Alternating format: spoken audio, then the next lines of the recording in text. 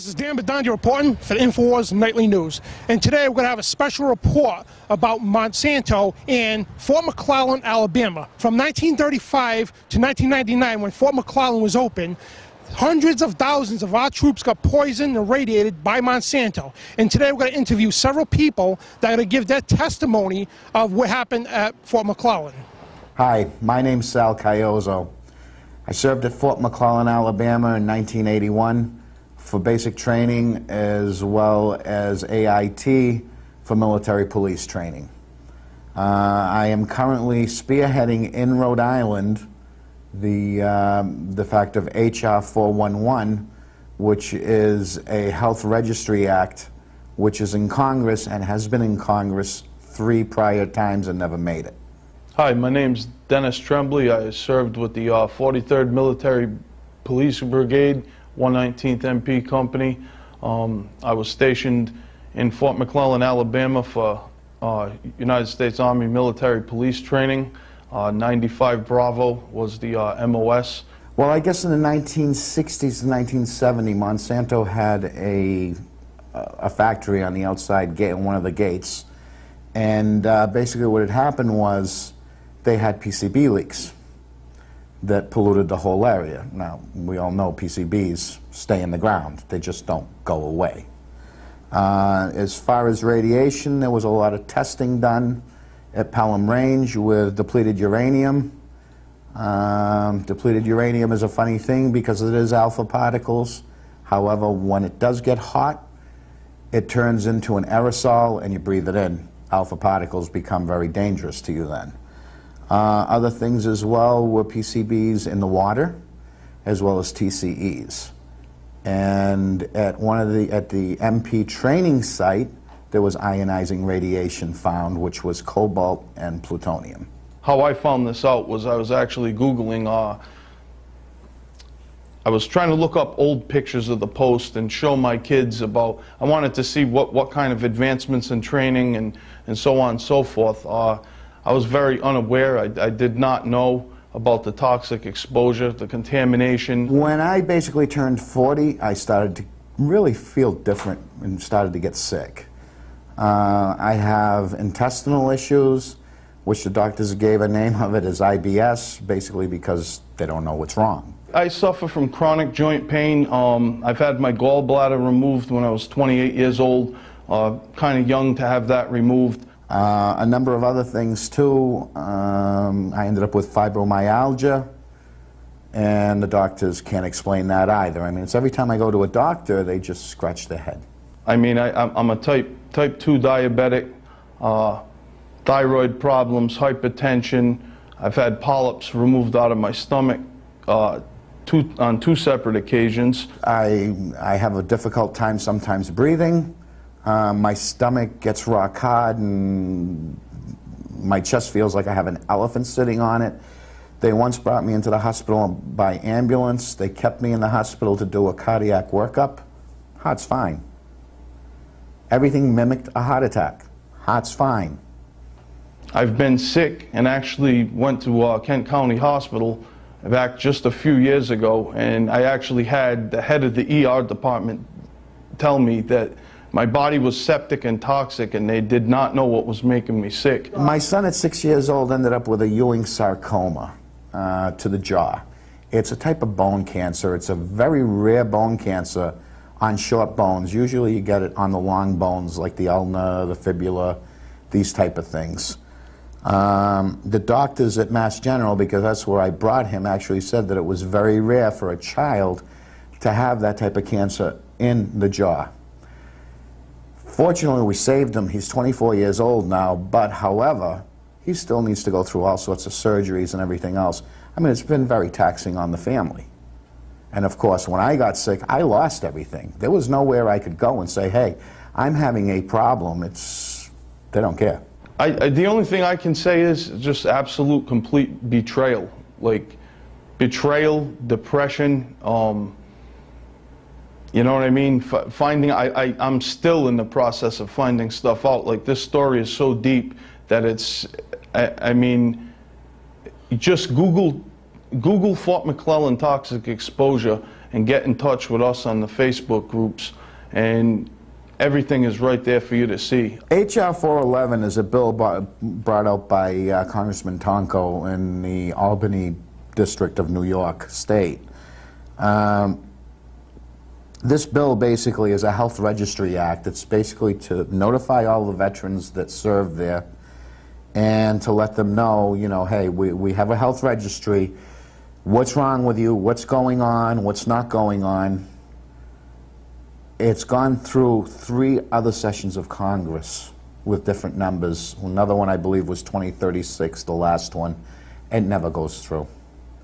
In fact, H.R. 1960, the beloved NDAA Act that just got voted on this past Friday, Congressman Tonko tried to put an amendment, Amendment 83, which was to the Secretary of the Army to notify everyone that was stationed at Fort McClellan about what's going on, about the possibilities, as they wrote, of contamination there. According to Tonko's office this morning, which I called them because I am a Rhode Island lobbyist, and they did talk to me, they struck it. They didn't even want to hear it.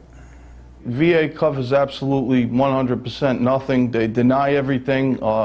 It's up to you to prove your own case, so to speak. Yep. And I mean, there's EPA reports, there's, you know, Radiological Society reports. There's anything you need, you can Google and you can see actual factual reports. This isn't just hearsay. I found out because I saw an article in Law Enforcement Today last year.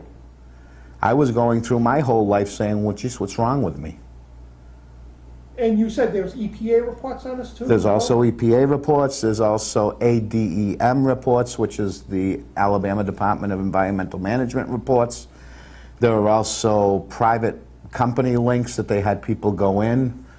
There's also one report from 1966 that a biologist went there, put bluegill fishes in one of the streams, and within 3 minutes their eyes popped out, they were dead, their skin came off as they were boiled. One thing I want everybody to understand is that, like, there was, you know, in World War II, there was over 500,000 people that went through this base. That's just World War II. That ain't any other conflict.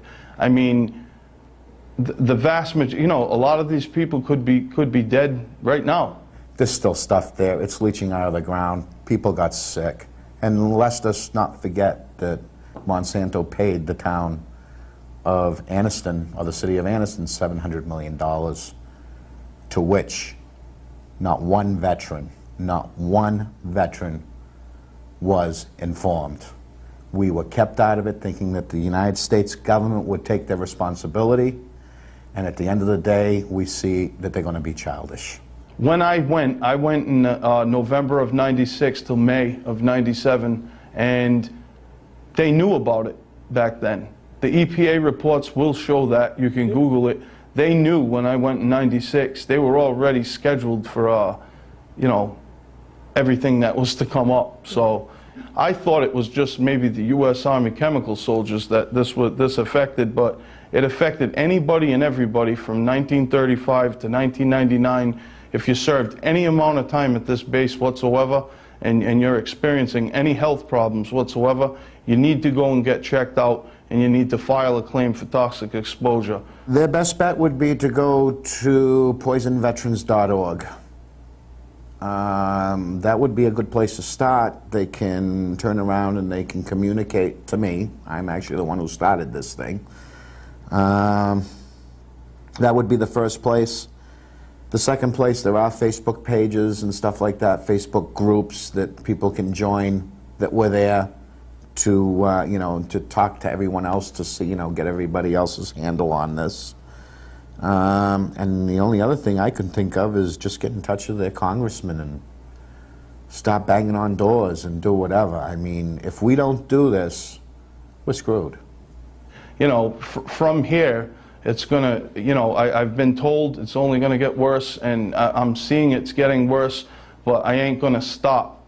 I'm gonna follow Sal to hell, if need be, to get this resolution passed for everybody that this has affected.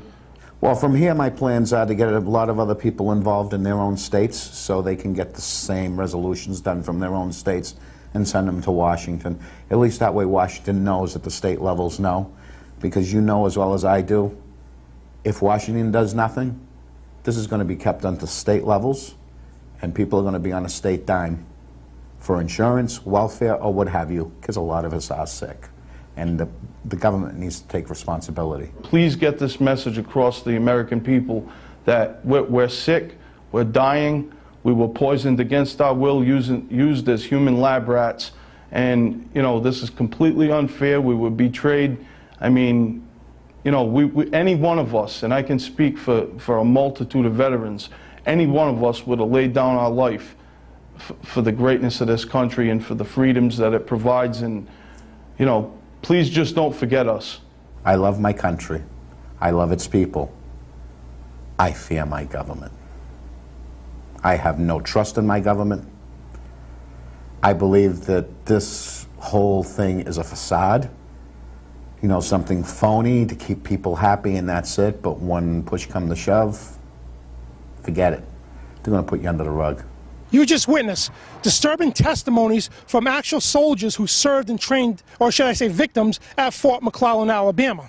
And it's very disturbing to know that you put your heart and soul to go serve your country proudly, but later to learn that your enemies are not just foreign and domestic, but through your own government. These guys have been heavily toxified, no compensation, no help, nor no knowledge from our own government. And what we could do as people, as civilians, as fellow soldiers, is to help H.R. 411 pass, push this bill through, and get these soldiers the compensation and recognition that they rightfully deserve. And this is Dan Bedandi reporting for the InfoWars Nightly News.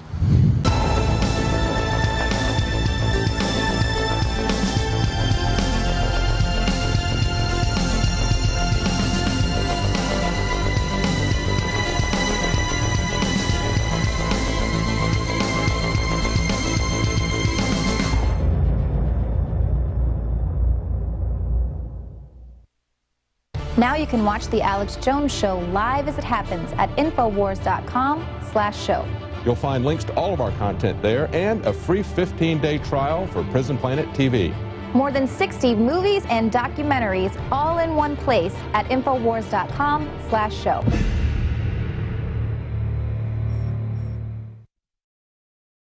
Johnny Appleseed was born during the Revolutionary War. He's not just a legend. And in more than 5 states, he introduced apples that had not even been grown in the colonies. Later, the seeds from plants he planted and cultivated and some of the varieties he developed spread across the United States. And it was Johnny Appleseed teaching the colonists and then the new Americans, after we won independence, the love of planting fruit trees that introduced that idea to North America. Ladies and gentlemen, it is a revolutionary act to unplug from the television, to unplug from the computer and all the globalist propaganda, and to go out in your backyard or your front yard or planters at your apartment or on the roof of the building where you live, and to plant a garden. Become the Johnny Appleseed of your community with seeds from the InfoWars Seed Center at InfoWarsStore.com. The simple act of planting fruits and vegetables and then tending them and taking care of them and then sharing them with friends and family is a revolutionary act against tyranny. The globalists, first and foremost, do not want us to be self-sufficient. The crony anti-free market capitalist, the fascist, are using socialism and collectivism to shut down societies. Stalin in Poland and in Ukraine and other areas starved on record more than 10 million people over 5 years by not letting them grow their own crops and collectivizing them. Mao killed between 65 million and 80+ million people doing this same thing. The UN says they will use food as a weapon. They use genetic evil to attack the earth, and major GMO companies have been caught going into growth belts around the world, even where GMO is illegal, and planting seeds everywhere to infect the genetics of the original crops. Almost all of the thousands of varieties of Mexican corn has been infected. They are in a genetic war against everyone. That's why we have to get these seeds and not just plant them on our own gardens and not just give them as gifts to friends and family to plant spring and summer and fall gardens. I'm calling on you to go out into the green belts, to go out into the areas and plant secret gardens. No, not of marijuana, but of the hundreds and hundreds of incredible high-quality vegetables and herbs and fruit plants that are here. Lemons and oranges, the list goes on and on. They will grow, plum trees, grape trees, they will grow almost everywhere in the U.S. We can literally, not just buying these products from InfoWarsStore.com, but from wherever you get them. This aggressive program literally just came to me one morning when I woke up about 4 a.m. realizing that we've got to counter their genetic war against us with original, real crops developed over eons on this planet. We have the lowest prices. We bought it in the biggest bulk that some of these companies have ever seen to ship this directly to you from the InfoWars Command Center. We stand for life. We stand for liberty. We stand for self-sufficiency. Go to InfoWarsStore.com, click on the Seed Center, and as of taping this, we have the 7 top respected brands. We intend to continue to do research and find other companies, other specialties, other varieties to really take action. The InfoWars Store Seed Center has the largest online selection of heirloom, non-GMO seeds. Check out these products from our newest supplier, Heirloom Organics. The Medicine Garden for a natural remedy. The Tea Garden that contains every important tea herb you can grow. Fruit Lovers with 12 varieties. And the Tobacco Pack, additive and pesticide free. Join the gardening revolution today at InfoWarsStore.com. This is a revolutionary action we're asking you to take. Plant seeds everywhere today. Nurture them, bring them to fruit, and pass on the knowledge to others. Become human again. Discover your roots in the soil. And remember, the revolution against tyranny is growing.